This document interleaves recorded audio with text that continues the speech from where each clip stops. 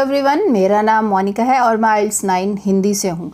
तो इस वीडियो में ये पाई चार्ट, जिसमें इतने सारे पाई चार्ट्स होते हैं, इसको कैसे एक्सप्लेन करना है सब बताऊंगी। एंड इसकी प्लानिंग कैसे करना है, इसको एनालाइज कैसे करना है, ये सब बात करते हैं। और ये जो पाई चार्ट का क्वेश्चन है, ये 11 जुलाई 2024 को जो IELTS एग्ज़ाम इंडिया में हुआ था, वहाँ ये क्वेश्चन आया था। अगर आप दूसरे कंट्रीज जो हो, do right me the title this only, ये लिखना आप मुझे। क्वेश्चन स्टेटमेंट थोड़ा सा मोटा मोटा लिख देना, so that I can find it and definitely I will make video for you. चलिए, अब सबसे पहले क्या करना है, आपको राइटिंग टास्क 1 मिल गया। चलो उसका क्वेश्चन पढ़ लेते हैं एक बार। The charts show the sources of electricity produce in 4 countries between 2003 and 8। तो चार्ट जो है, ये 4 चार्ट है, मतलब ये पाई चार्ट्स हैं। और ये 4 कंट्रीज़ के नाम लिखा है, इंडिया, स्वीडन, मोरक्को, वियतनाम। और फिर 3 कैटेगरीज है, फॉसिल फ्यूल है, हाइड्रो पावर है, न्यूक्लियर पावर है। ठीक है, तो मैंने ये इसको रीड कर लिया कि ये कंट्रीज़ हैं, ये 4 वो हैं। और ईयर भी दिया है 2003 से 2008, बट यहाँ पे ईयर का क्वेश्चन स्टेटमेंट में तो दे दिया, लेकिन यहाँ पे कोई मतलब नहीं लग रहा है। तो ये क्लियर बात है कि ये सब कुछ पास्ट में ही आएगा, प्रेजेंट में नथिंग विल कम। ठीक है, तो ये पाई चार्ट है अपने। अब इसको थोड़ा सा एनालाइज कैसे करना है, देखो। फॉसिल फ्यूल में मुझे दिख रहा है येलो वाला, ये यहाँ इंडिया में नंबर 1 है। इतना ज़्यादा 82% यूज़ हो रहा है fossil fuel for producing electricity. And यहाँ मोरक्को में मुझे दिख रहा है पिंक वाला हाइड्रो पावर, ये नंबर 1 है। ये तो 95% हाइड्रो पावर यूज़ कर रहे हैं फॉर इलेक्ट्रिसिटी जनरेशन। तो यहाँ पे ये ऑलमोस्ट इक्वल नंबर है। और यहाँ पे एक न्यूक्लियर पावर जो है मुझे दिख रहा है 44% एंड इंडिया में 4%। एंड इन 2 कंट्रीज़ में तो यूज़ भी नहीं हो रहा है। ठीक है, सो तो अब क्या होगा, तो अब हमने ये हाईएस्ट हो गया, ये हाईएस्ट हो गया और यहाँ ये हाईएस्ट हो गया। तीनों कैटेगरी के हमने हाईएस्ट हम लोगों ने ढूंढ लिए हैं। ठीक है, अब एक और स्ट्राइकिंग पॉइंट ये है कि nuclear power only in these 2 country में है, यहाँ नहीं यूज़ हो रहा है। ठीक है, एंड जो ये फॉसिल फ्यूल है, in every country it is using, but India and Vietnam is using maximum. And hydro power जो है वो इन सभी कंट्रीज़ में यूज़ हो रहा है, बट यहाँ दोनों सबसे ज़्यादा यूज़ हो रहा है और यहाँ पे भी यूज़ हो रहा है। तो अब हमने एनालाइज किया। अब इंट्रोडक्शन को कैसे लिखना है, always plan your writing task 1। पहले देख के जाओ कि कौन सा कैटेगरी है, कौन सा कंट्री है, कितना ईयर है और क्या डेटा किस में परसेंटेज में दिया है, and highest, lowest and striking point, इसको पढ़ के जाओ, फिर हम डिटेल तभी हम लिखेंगे। अब बात करते हैं, तो एनालाइज जो मैंने अभी बताया कि हाईएस्ट, देखो जो प्लानिंग जो है, प्लानिंग के स्टेप्स क्या है, एनालाइज द चार्ट्स, मतलब चार्ट को पहले पढ़ो क्या क्या लिखा है, कैटेगरीज देखो, उसका ईयर्स देखो, कंट्रीज देखो, फिर which country use maximum source. मैं इस टास्क के अकॉर्डिंगली बता रही हूँ। जैसे मैंने यहाँ नोट्स बनाए, हाइड्रा जो है वो मोरक्को यूज़ कर रहा है, फॉसिल जो है इंडिया यूज़ कर रहा है, न्यूक्लियर पावर जो है स्वीडन सबसे ज़्यादा यूज़ कर रहा है, no usage of nuclear power in Morocco and Vietnam. ये इसके इंपॉर्टेंट पॉइंट्स मैंने ये साइड में लिख लिए हैं। ठीक है, नहीं भी लिखोगे तो भी चलेगा, जब आप इसको पढ़ते हो तो ये दिमाग में बैठ ही जाता है। अब इंट्रोडक्शन कैसे लिखना है, इंट्रोडक्शन लिखने से पहले आपको मैं रिक्वेस्ट कर दूँ, सब्सक्राइब कर दीजिएगा एंड लाइक भी कर दीजिएगा एंड अच्छा सा कमेंट भी डाल दीजिएगा। Thank you so much. तो अब इसमें क्या है, सबसे पहले एक बता दूं, इसमें 4 पैराग्राफ अगर आप लिखोगे तो ज़्यादा बेटर है। And 150 minimum words you need it.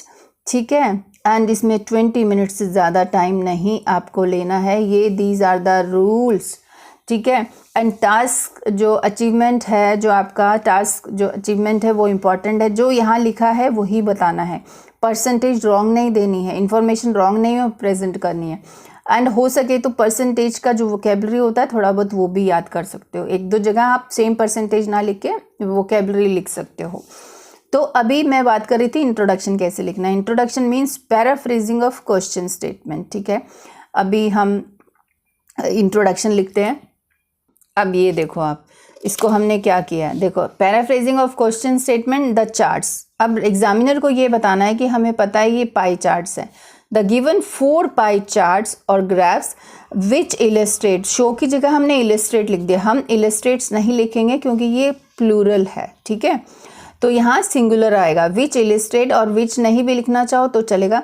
Illustrate the information about electricity produced और जनरेटेड। एक ही वर्ड लिखना है, दोनों नहीं लिखने, दोनों का मीनिंग सेम है। मैंने तो आपको आइडिया देने के लिए लिखा है। By fossil fuel, hydro power and nuclear power in 4 nations from 2002 to 2008। ठीक है, फिर लास्ट लाइन लिखना है the statistical data is presented in percentages, और परसेंटाइल भी एक वोकेबलरी होती है। तो हमने क्वेश्चन स्टेटमेंट को पैराफ्रेज कर दिया है। देखो आप फिर से मैच करो हमने क्या क्या चेंज किया। और यहाँ पे 4 नेशंस की जगह कंट्रीज़ का नाम भी लिख सकते हो जो उन्होंने पाई चार्ट के लिए दिया है। अब ओवरऑल पैराग्राफ को कैसे लिखना है, जो कि मैंने जैसे आपको अब बताया था कि मेन चीज़ें लिखनी है। मेन चीज़ें क्या थी? फॉसिल फ्यूल में इंडिया नंबर 1 है, और हाइड्रो पावर में ये मोरक्को नंबर 1 है, और न्यूक्लियर पावर में स्वीडन नंबर 1 है। बाकी 2 कंट्रीज़ ये न्यूक्लियर पावर यूज़ नहीं कर रहे हैं। इसी को लिख दोगे तो बहुत बेटर है। सो मैंने क्या लिखा है?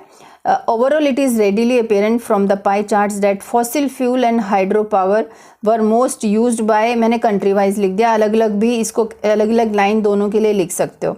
Fossil fuel and hydropower were most used by Morocco। ठीक है, ये हमने यहाँ इंडिया आना चाहिए था पहले, मैंने गलत वो कर दिया। were most used by India and Vietnam, ये इकट्ठे आने थे। फिर उसके बाद hydra power used by Morocco and Sweden. ठीक है, तो ऐसे करके हमें अलग अलग कैटेगरी बनानी चाहिए थी, मुझसे मिस्टेक हो गया। वाइल, फिर उसके बाद nuclear energy was not used for generation of power in Morocco and Vietnam. तो ये वाइल्स की जगह पे अनदर स्ट्राइकिंग पॉइंट आप लिख सकते हो।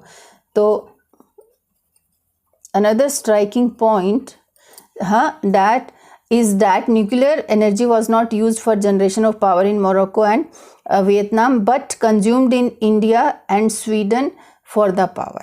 ठीक है, ये हमने ओवरऑल पैराग्राफ लिख दिया। तो आप अपने वे से भी इसको लिख सकते हो। अब बॉडी डिटेल पैराग्राफ में क्या होगा? बॉडी डिटेल पैराग्राफ में देर आर 2 ऑप्शंस है। इधर you go for country wise, जैसे अब छोटे छोटे 4 पैराग्राफ्स बना दो। इंडिया के बारे में लिख दो, फिर स्वीडन के बारे में लिख दो, किसने कितनी परसेंटेज क्या आई उसकी, फिर मोरक्को के बारे में लिख दो, फिर वियतनाम के बारे में लिख दो। ठीक है, तो लेकिन एक और मेथड है जो कैटेगरी वाइज आप लिख सकते हो कि फॉसिल फ्यूल की लाइन पूरे कंट्रीज़ में कंपेयर कर दो, फिर हाइड्रो पावर के बारे में बताओ, फिर चारों कंट्रीज़ में आपस में कंपेयर कर दो, न्यूक्लियर पावर फिर आपस में कंपेयर कर दो। But if you write according to the categories, वो ज़्यादा बेटर होगा रादर देन कि एक एक कंट्री को लेके लिखोगे।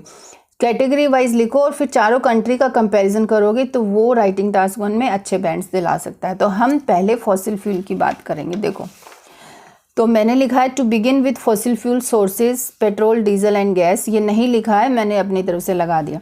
Were the main electric raw materials in India and fossil fuel in India and Vietnam at respectively 82% and 56%, which had accounted for over half of both the charts। देखो हमने इन दोनों को कंबाइन किया, 82% यहाँ है, 56% यहाँ है फॉसिल फ्यूल, एंड दोनों के पाई चार्ट जो हैं ऑलमोस्ट हाफ से ज़्यादा ही इन्होंने एक्वायर किए हुए हैं। ठीक है, तो हमने इस लाइन में इसको कंपेयर किया। अब अगली कैटेगरी आती है हाइड्रा पावर की, जो मोरक्को ने सबसे ज़्यादा लगाया है इसको।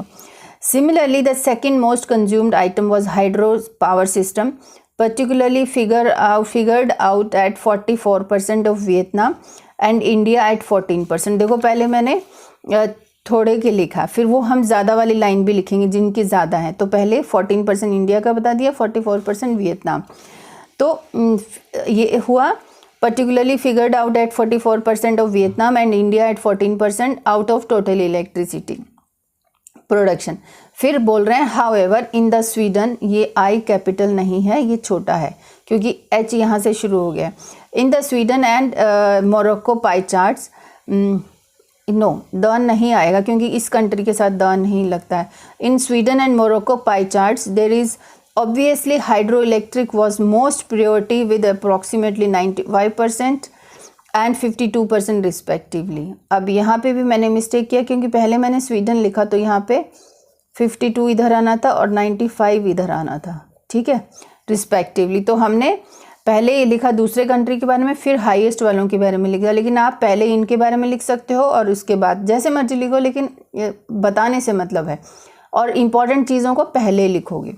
फिर जो आगे है न्यूक्लियर पावर, ये ओनली 2 कंट्रीज़ में है और कोई यूज़ नहीं कर रहा। तो मैंने क्या लिखा है, analysing the charts further, Sweden became the most nuclear power used country at